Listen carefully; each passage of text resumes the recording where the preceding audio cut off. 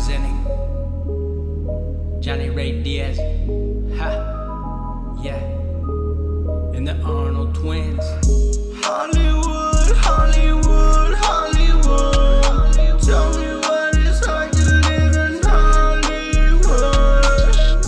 Hollywood, Hollywood, Hollywood. Tell me what it's like to live a life in Hollywood. I'ma survive, I'ma survive, I'ma survive, I'ma survive Hollywood.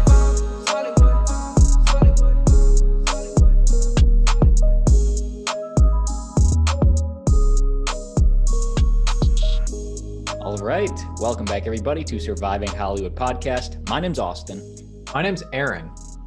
Hey friends, I'm Johnny. And we got to talk about Hollywood.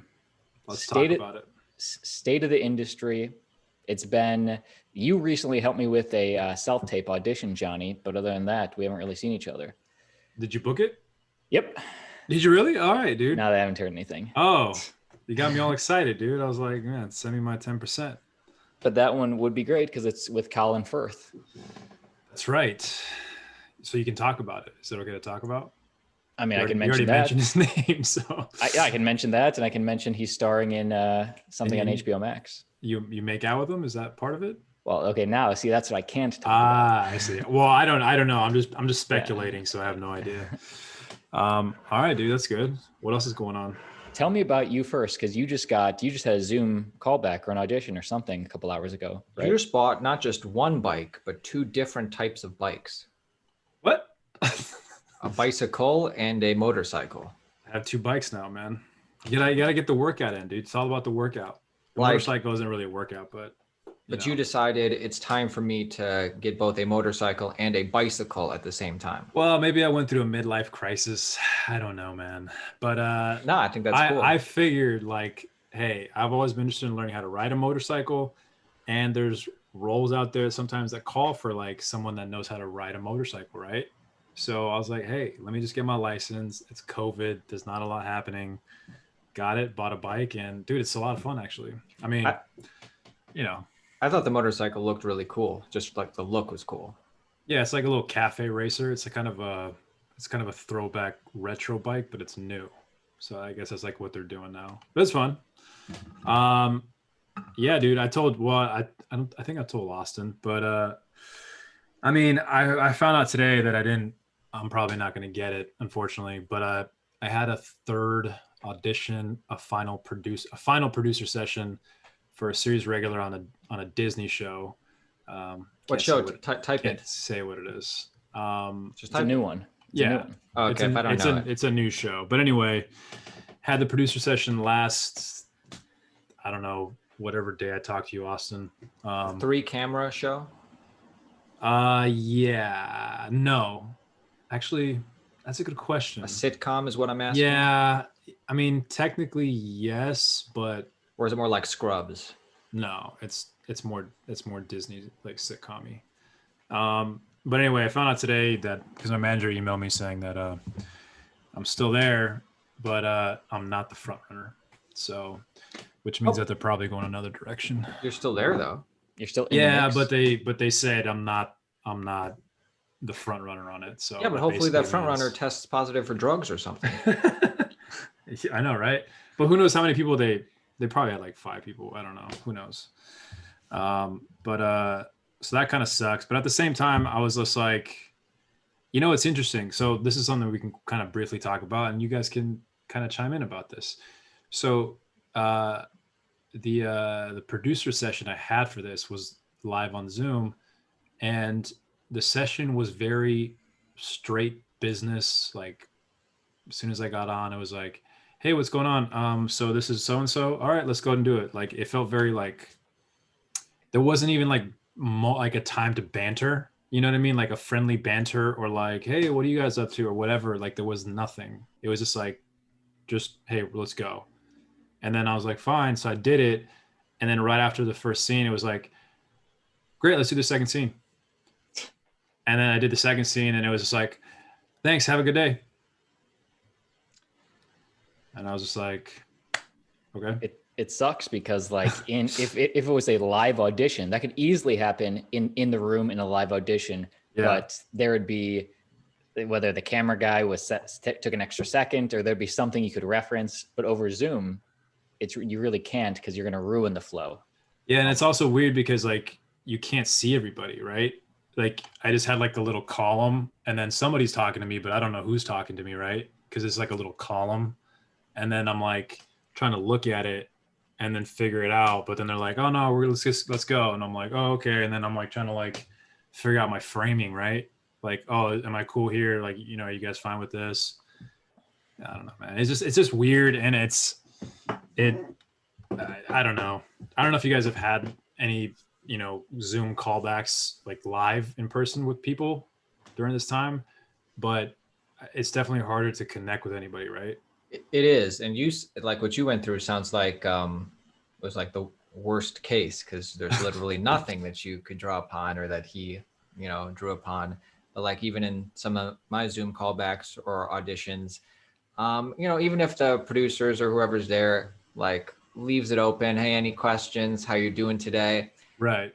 That's still good, but still there's like a sense of urgency since you're face to face on Zoom, and it's like, yeah, just let's get going. It's just nobody's saying it, but it's like there's no room for a pause. There's definitely like a sense of urgency, like, all right, like let's go ahead and keep going here. You know what I mean? And then it's just, and then if they don't give any feedback or like any redirection, you're just like, all right, so let's just keep doing it. You know what? I bet the guy that's number one in the mix that's up for it, I bet he found a way to communicate between scenes. Maybe he did. Maybe he did. And maybe that's why he's there and I'm here. But it's also all of a sudden you're coming through, you're at a producer session that was a Zoom thing, your third callback or whatever, producer session, huge deal. Hardly anybody gets to that point. And all of a sudden it's only the top of you. You're in 720 pixels. Your voice is modulated in 720 pixels. So it's like, yeah, they're not getting like the full package, you know? Well, also on top of that, they explicitly told me before I got on that they wanted me to shoot the audition with a different camera.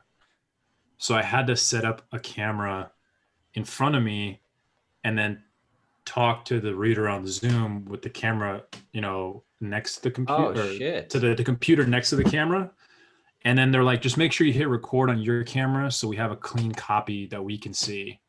And so in the middle of like me coming in, I'm like, they're like, all right, let's go. And I'm like, oh, I got to hit record on the thing real quick. And they're like, oh yeah, please do that. And so I'm like, now I'm like consciously like, okay, now I'm setting up the camera, hitting record. And then I'm stepping into frame. I'm like, all right, I'm rolling on that one. And it's like, all right, now go. You know what I mean? Like, it's just like all these like things at one time. And it's like, you have professional photography experience. What if somebody doesn't have another camera or doesn't have a cable to connect it or doesn't even know? It looked really good. The audition looked like any other self-tape I've ever shot, but I mean, that didn't matter. So, you know, maybe it's because they're used to working with kids. You know, it's like they need the kids to make sure it's good. Well, according to them, they said that because these are the tapes that they actually send for to, you know, to the network to let them make the decision. To the real who they're producers. going to pick. Exactly. And so that's what and a lot of times they've been sending these Zooms that are like low quality and don't sound good. And so they're like, well, they're not really that good. Like if you can shoot it, that would really make you sort of stand out. But then it's like another thing you have to think about. Like, this was Disney or Nick? Disney. Nice. Disney has royalties. Yeah. And just for the folks at home, Johnny, that are waiting for their producer session with Disney, like, could you have done anything differently looking back? Like, in hindsight, was there anything you could have done? No, that's why I don't really feel like that upset about it. Like, it's more like disappointed, like kind of bummed about it. Like, oh, all right. But in terms of like performance, I did everything I did in the callback. I did exactly like hit every beat I felt like I wanted to hit. I mean, it was exactly what I did in all the other auditions. It felt good. So in terms of performance, like I'm not that upset because I'm like, oh, I did what I wanted to do. And so that never would have changed. The only that could have changed is like, maybe I could have made an effort to like be more charming or something. I don't know. Hey, But fuck them. Disney, Whoa, if you're dude, watching, whoa. fuck them. Hey, no, let's not do that, dude. Hey, This clip is gonna come back and bite you. I'm telling you. Well, I mean, that's You're Johnny. Just I know Disney was a Austin's big. like, we edit this out. I know Right. Disney was always a big dream to you because you always just say, you know, you watch all these you're a big Disney movie fan, right? From when you were a No. child. You said But- your favorite Disney movie ever was Songs of the South, the original. Okay, is that even a Disney movie? Okay, see, that's going to come back to That got Aaron's. recalled. Yeah, I never I even just heard wanna- of that. I just want to say, Disney, you know I'm joking. I loved Luck of the Irish. That was my favorite original movie. I'm a And- Pinocchio guy, so there you go. Well, Songs of the South, just so everybody knows, was a sing-along about the Reconstruction era in America, which was a bad Oh. time for many people, and it kind of painted like people coming out of slavery as having a good time. And since Disney has said, yeah, we messed up on that one. Trying to get away from that one. I got it. Yeah, it's that guy who sings Zippity Doodah, though. Yeah, go ahead. No. I was gonna say, regardless of that, I am pinned for a recurring role on a different show. Whoa. So hopefully that books. What show? Type it in the chat. I can tell you guys. Well, it's a spin-off of a popular TV show on network. What network? It's on Stars. I can't say anything else though. Stars. Could be anything. It could be softcore. But, we don't know. It shoots in New York, so hopefully. That's your dream. You're always Dude. dreaming about New York. Man, one of my dreams is to work in a project in New York City. So I'm hoping that like if the other one didn't go through, this one goes through just because I want to work in New York. But anyway, what about you guys? I mean, Are you going to type it in the chat, though? Or? Oh yeah, sorry. was that from your Atlanta agent, or I mean, your LA agent, or your Southeast agent? That was from Danita. Southeast. Yeah. So, but that's I don't know if it really matters that it was in the Southeast because I think they know I'm there. I'm in LA. I don't know. I don't really know.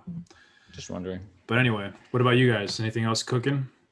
Aaron literally just helped me audition for a self-tape for a pilot from my Southeast agent. Shoots in Philadelphia. If I get What is it? What's the role? It's about an underachieving musician it's the main character is an underachieving musician with an ego, and he's surrounded by sort of a ragtag group of his friends. And I played like a stoner, one of his stoner friends. Did you audition for the lead? He's supporting recurring. Oh, okay. All right. Nice, dude. I mean, it's a TV show. What network is it? I don't know. Say or no? I'm Didn't not say? sure. It didn't say. All right. But the last two auditions I had were actually from the Southeast region. So it's So like getting lots of Atlanta auditions. I don't know. Is it the same for you, or is it equal? I haven't had an Atlanta audition in forever. Maybe it's because, they've opened up sooner. Have you had a lot, Aaron? I had a lot of auditions. And like from the Southeast? I don't remember. Or do you have a Southeast? I don't remember. Well, I don't have a if you do. Southeast agent, so I haven't had any. They've all been okay. from LA.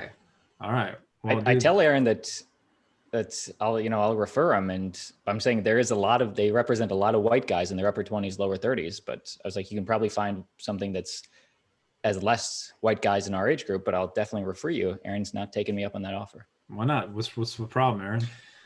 What are you feeling?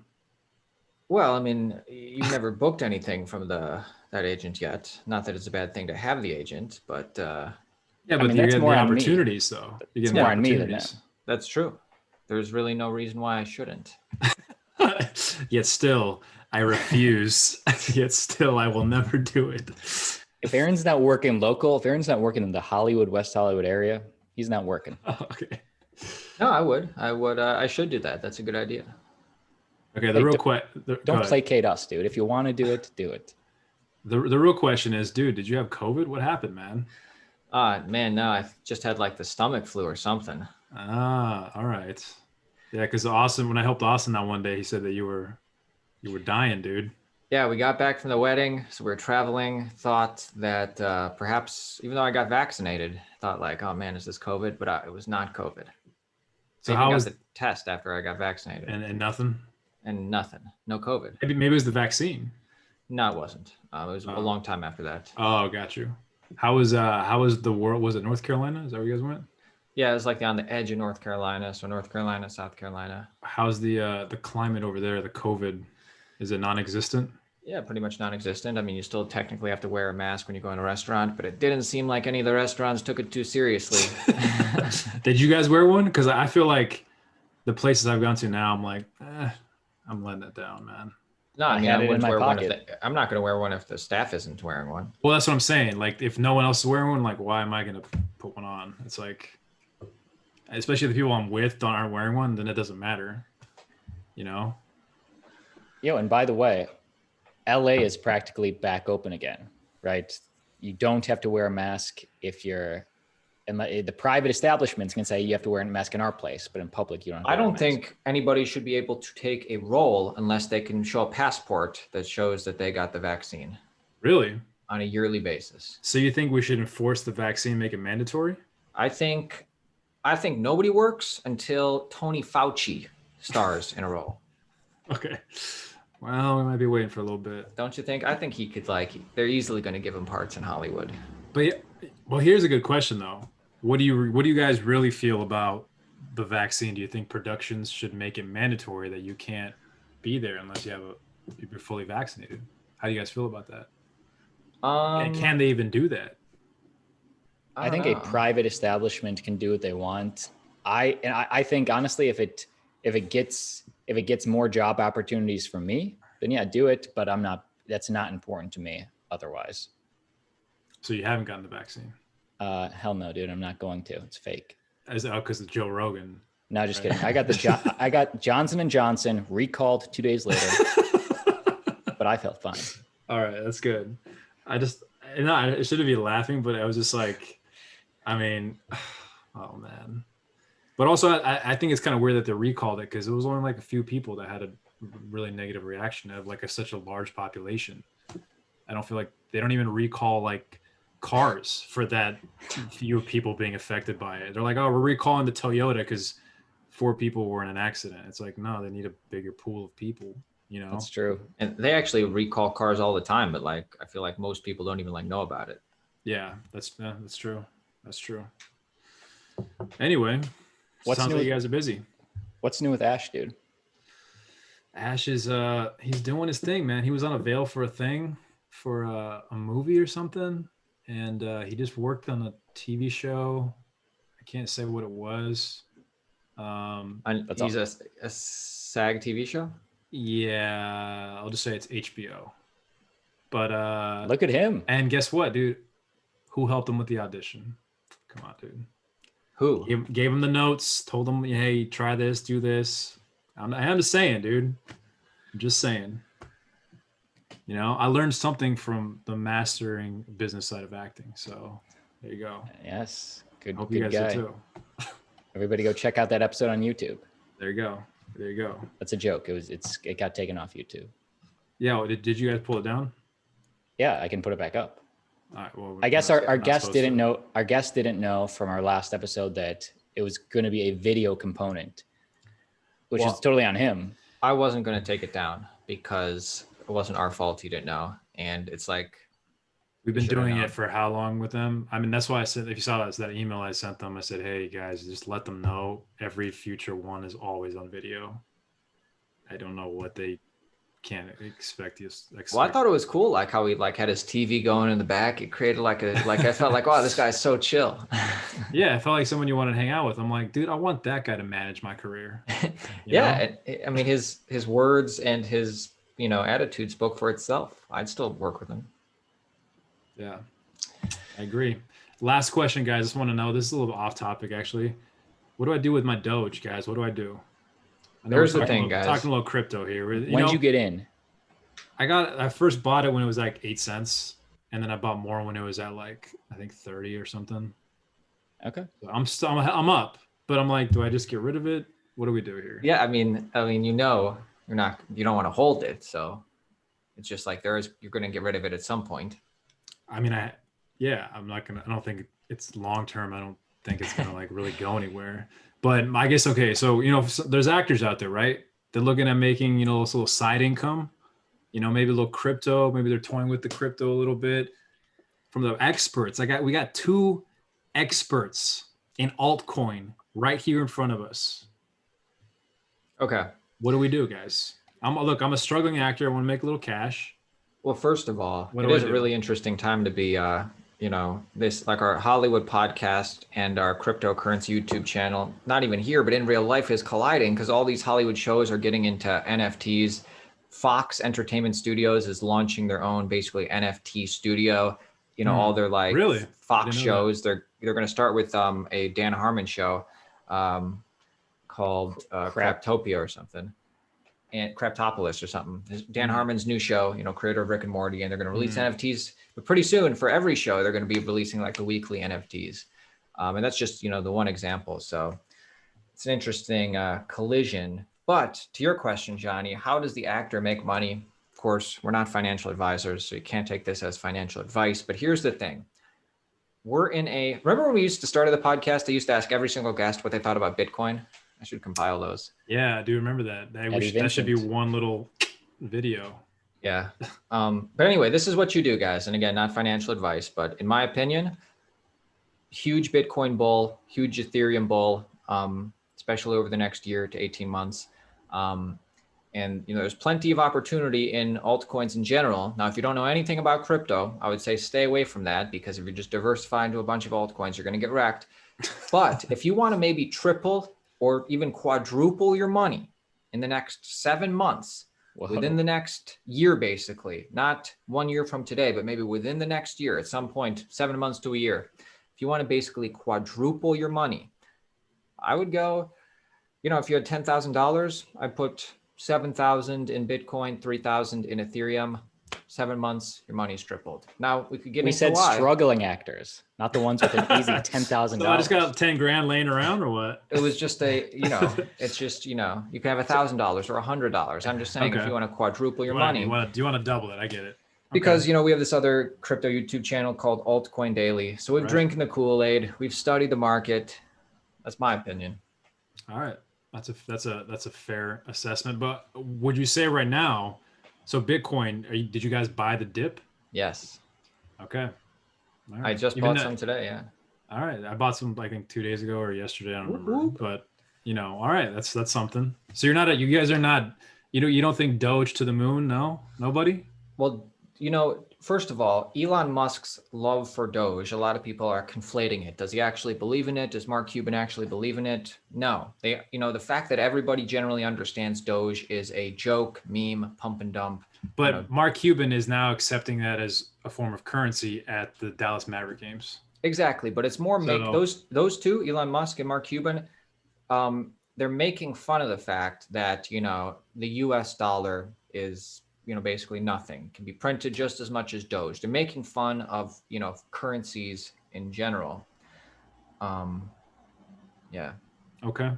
So don't buy it is what you're telling me. Or buy more. Say, I mean, in a bull market, which we're at a dip right now, this is, you know, I think you should go. I personally am not into Doge. I'm more in the DeFi sector or the NFT sector, just because obviously those are the trends of the year. But for some reason, the Redditors, the TikTokers, they found Doge and they love it. So they've been blowing it up, dude. So you guys, none of you guys own any at all, any Doge at all. Not even 5 or anything. No, but it's funny. Not even $1 worth of it. I've never bought Doge. Okay, all right, that's interesting to know. So okay, I'm actually curious on this because I know we're a little off topic, but I love it. NFTs, right?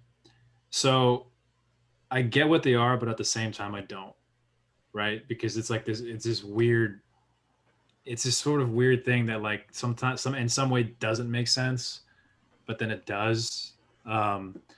So when you talk about Fox getting into NFTs and they're releasing one every week, what are they actually releasing?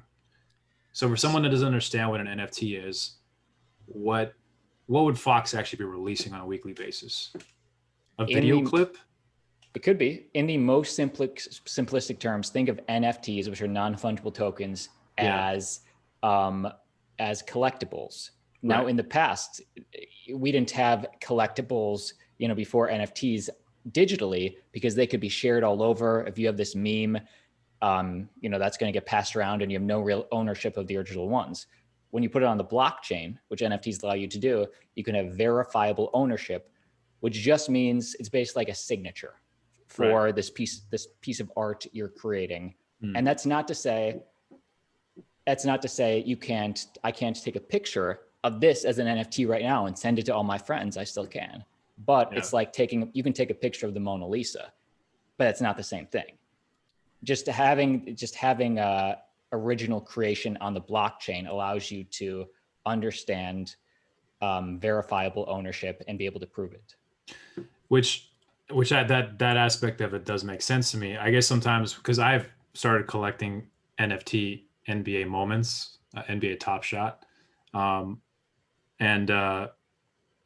mean, I still think it's kind of stupid personally, because I'm like, oh, so I just bought this clip of this dude dunking the ball that I can just watch on YouTube. That, you know what I mean? But I own it, right? And I'm like, but yeah, I could just watch the clip on YouTube. So what? Yeah, What value does it really have? And Is the thing, you know? And like it's right the now, same value that Michael Jordan basketball card has, which is whatever value society gives it. yeah, But nobody else might have that card though. and that card is worth more than just the cardboard and ink that is printed on it. It's the audience, it's the community giving it value. But whether NFTs aren't a store of value. They're collectible, like a baseball card, which it has a market value, but it could be a store value, but it's not generally. The whole space is not a store value, the NFT space. And just like, baseball cards, from what I hear, I never really got into them, the baseball card market goes in ebbs and flows. Sometimes it's really hot and everybody's trying to get the cards. Some years it's cooling off. So there's definitely, like right now, everybody's getting into hot. NFTs. Yeah. It's hot. It's still trending up, but eventually it's going to trend down. Right. And, it's really easy to make money as a NFT creator right now. And the people who are making the most money in NFTs are people who already have a built-in community, or people with actual artistic talent, like photographers or something. And the reason a photographer would want to do it, by the way, is because you can get basically royalties in perpetuity forever. Every time somebody sells your NFT, you can set how much percentage you get, which is really driving a lot of artists and creators to create NFTs. And so they get tons of value. But as far as the people buying NFTs, there is some question, will this have value? And I think the NFTs are going to have value over longer periods of time are communities that stay strong. Like I wouldn't buy an NFT to make money on it. I would buy an NFT if I actually liked it and thought it had value, or to me, because then other people might like it. Maybe if like art, like, any NBA Top Shots, or maybe like a popular band, their communities are, pretty strong. And there's, people are going to want to. Yeah. Going to want to get it, to have those NFTs. So, I mean, this relating to that conversation, you kind of brought it up with Fox. How do you think NFTs are going to sort of evolve in the film world? Like, what do you see? Do you guys have any speculation in terms of NFT might, work in the industry like this? Do you ever see maybe a movie clip could be some sort of NFT or something? Yeah, it could. I think basically something. I don't know. Basically what George Lucas did with Star Wars. I mean, he can do the same thing with or without NFTs, but if he had NFTs back then all of a sudden there'd be this group of originals from each launch. And probably 30 years later, people would maybe still want to get the original Darth Vader or something NFT. So it's just, and again, is there any real value there? It's basically like a signature. If somebody signed it, it's just a little bit more of a piece of trust and verifiability between the artist and the person buying the art. So I think everybody's going to do it in the future. Do you guys have any? No. I mean, I'm more into buying because there's going to be lots of NFTs that, wind up useless, turns out, have no value, don't really hold it. And some will be the Pokemon cards that do really have value because the community rallied. I don't know enough to pick the NFTs, so I invest in the cryptocurrencies. So I mean to cut you off. What were you going to say, by the way? Well, I was going to say, just like like Aaron brought up Star Wars, and there's a huge collector thing. Like people have authentic Darth Vader suits, and like, you know, all those geeky guys have collectors of all these different movies. And something of interesting that actually Kevin Smith, director, brought up, he said, you know, if he buys a sword, a special sword from this movie, and he puts it in his house, he'll see it, his 5-6 friends will see it, and that's about it. It'll just hang there. Yeah. If you have an NFT, a special collectible NFT, you post it online, man, that's where you really want the eyes. People are obsessed with the likes, and kids today, they care way more about their online presence than, you know, what's hanging in their room. So I think the movies, you know, that's just another avenue for the movies to connect with the people that like them. And by the way, real quick, NFTs don't have to be art. They can be, like, for instance, tickets to a concert or even to the premiere of a movie. And if you have this NFT, like verifiable, I was there on opening day. Like, here's the thing. You can go on eBay right now and find a ticket to Woodstock, the original Woodstock, and that's still going on eBay. And there's just a group of people who love Woodstock in that period of time, and there's always a market value for stuff like that. Now, if all those tickets would have been an NFT, a lot of different things can happen. But one of the things that could happen is, 20 years later, every single person with that NFT can like prove they were there and verifiably prove every single other person who is there who wants to make it public. And all of a sudden you have this sense of community with somebody who saw a movie or saw a concert 20 years later. And it's just like a cool thing to, basically develop communities. I like it. I think it's interesting. It's the wave of the future. It's weird to see all this stuff evolving so fast. And I'm curious to see how movies and studios maybe find ways to monetize things through an NFT. It's cool times, man. Cool times. Crazy times. Yeah. Well, it's interesting because like Kevin Smith brought this up on our YouTube channel. He said that I was never interested in Bitcoin. That doesn't speak to me. That's fine. I'm not hating on it. It doesn't speak to me. I really got passionate about it when I started learning about these NFTs. So it's just like interesting, like people who wouldn't normally be into crypto before are just like coming in through. Oh, do you guys, Kevin Smith is a follower? He's his next movie he is launching as an NFT. So we had him on the show like 2 weeks ago. Oh, dude, how come I didn't even know about this? It was deep in the pandemic. You were at Rick's or something. Yeah, you were at Rick's. Man, didn't even hear about how was Rick's thing? Hear about this. Johnny, I assume you watched, dude. You guys have to post every day, dude. I can't even keep up with that, dude. I can barely keep up with once a week. It's so much information, dude. I'm overwhelmed. It was great, dude. Next time I see you guys in person, I'll tell you all about it, all the hijinks and everything. So, yeah, it'll be fun. Hey, but anyway, I think that kind of wraps it up. Well, last 5 minutes. Let's just get down to the business with us. We have 2 short films in post. When's our poster going to be done? It's done. It's finished. She sent it to me today. I meant to send it to you guys earlier today, but she took off something that Brian talked about. The light. Yeah, and then she already sent it to me, which is another conversation we probably should have soon about what we want to do. Let's do it right now. I think it's time we should start submitting to festivals with these things and see where it goes, because now that things are opening again, I think it's time to like see where we can get into so we can actually go in person. So. I agree. I was actually talking to Brian. I had a beer with him midweek this week, and we were like, yeah, we should, like, everything's opening up again. Yeah. We should submit to obviously the big festivals that are known that we like, and also the LA local ones. And we're like, I think all of us kind of know which festivals generally we all want to be at, but we should start submitting. Yeah, I think this coming week we can take a look. I think if all of us kind of go on Film Freeway and start making a note of like which ones seem worth it. Because I mean, there's so many. Obviously, we can submit to the free ones and like the ones that are like really cheap or something. Maybe. Oh, let's not do that. Well, the free ones, free. If it's free, why not just do it? Let's not waste $10. Yeah, I know. I mean, we don't have to submit to like everything, obviously, because we did that last time and we saw how that turned out. Hey, So- whose smoke alarm is that? Is that you, John? I don't think it's me, dude. It's not us. Maybe it's mine, but Might I be heard it tough. too, but I thought that was you guys. It's because I have the headphones on and I can't. I think it's you. Maybe the battery's low or something. Anyway, yeah. So let's plan to link up. Okay. Figure out what. There it goes again. Figure out what you guys want to do. I mean, how many festivals are you thinking you want to submit to? 10, 20? To me, no it's, more than 20. Okay. I mean, to me, here's the thing: we're going to get an easy 6 or 7 that are in the LA area max, and then it's going to be there's at least 15 notable ones across the country. Tribeca, South by Southwest, 10 others.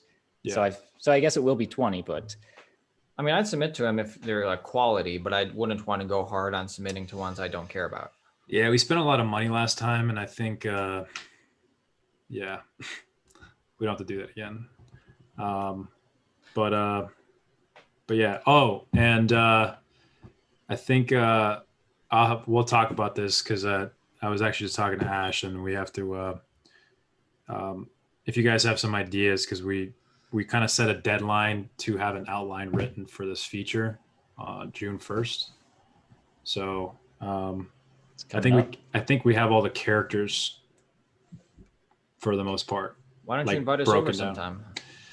Yeah, you guys can come over. So I wrote down pretty much the breakdown for your guys' characters. and for the audience, this is a feature that we have a goal to get started by the end of this year. Yeah, exactly. So I think you guys will like the breakdowns I wrote for you guys. Did I share them with you? Did I ever share those with you? Verbally, but I don't remember it. And Okay. Yeah, maybe verbally. But anyway, so I wrote them actually down. not about our specific characters, just about the characters in general. No, I wrote breakdowns like specifically for each one of you guys. And I think we kind of know like where the arc is going to happen and stuff. But now we want to polish the outline because I have an outline already, but it's like very rough. So we're going to try to set a goal of like June 1st to have the outline done. Is Good. dude, I want to do that, but I just thought of something kind of.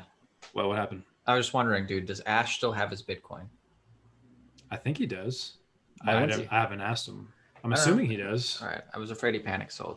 But anyway, about the feature film. No, I don't think he did. He kept pushing Filecoin on me. He kept saying like, dude, that's paying. I think he was saying like 7% interest or something. On Gemini, yeah. Yeah, on Gemini, and I was like, I don't know, dude. It was just I hate that you have to have like 10 apps to like you have to jump through hoops to buy one thing, and I'm like, I would say for like unless like Austin and I have a bunch of altcoins and like manage those, some more than what do you others. what do you guys use by the way to manage those? The thing is, I'm not interested in staking that 7% because I'm not convinced Filecoin. It probably will still be around. I'm just, like I said in that text, it's like a great concept of decentralized file storage, but it has such a high market cap and nobody actually using it for file storage yet. I don't want to be having to hold it on Gemini, 2 years out because I just don't know yet. So I just don't stake. I just have them all in my wallet. What are you guys using to buy though? Or on the What wallet? exchanges. Which one though? Uniswap is like the Okay. big one. Well, Uniswap to get like the low cap altcoin gems because that's like the decentralized exchange. Also, I use Coinbase Pro a lot or Binance US, but I've used a bunch of them. And like I would say, like for somebody like for somebody who doesn't follow the market every day like us and who isn't going to want to like manage each different thing, like I would say it's better for the average person just to go, mostly Bitcoin and Ethereum, and then maybe do 10% on the speculative alts. But like you're going to make more money holding less in the long run, I think, unless you're managing it like actively. So maybe just like Coinbase Pro because the fees are lower or something. Yeah, that's right? great. And then Uniswap if you want to degen and just throw money away on gambling altcoins. Or you Well, can I'm make gonna look money. into that. I haven't used that one. I've used Binance, but I'll have to look into that one. If you're on regular Binance, then that's pretty good also. Okay. Because they list I just don't like that there's so many. I have to have so many accounts. You know what I mean? Like I like that I can just go to one and it's all there. But there's not anything that can really. It's like no, you got to use this app to get this coin, and it's like, dude, making it too difficult to buy. I got to it buy was- Ethereum, then I got to turn it into this to buy this coin. It's like, come on. I don't know. No, dude, I think you're hitting a point that's, you know, there's big barriers to entry right now still for cryptocurrency. So I feel you. Right. Right. Anyway, it's been fun, guys. Yeah. Guys, by the next time you see us, This will be an NFT. yes. Keep auditioning, keep hodling Bitcoin, keep pushing forward. And make sure you guys follow the channel, your guys' channel. Altcoin Daily, right? Hell yeah, dude. Yeah. Hell yeah. Dude. How many subscribers do you have now? 500? 770. You guys are blown out of the water, dude. People want to know about cryptocurrency. Dude, it's hot right now. It's hot. All right, guys. Good talk. We'll see you guys soon. Bye.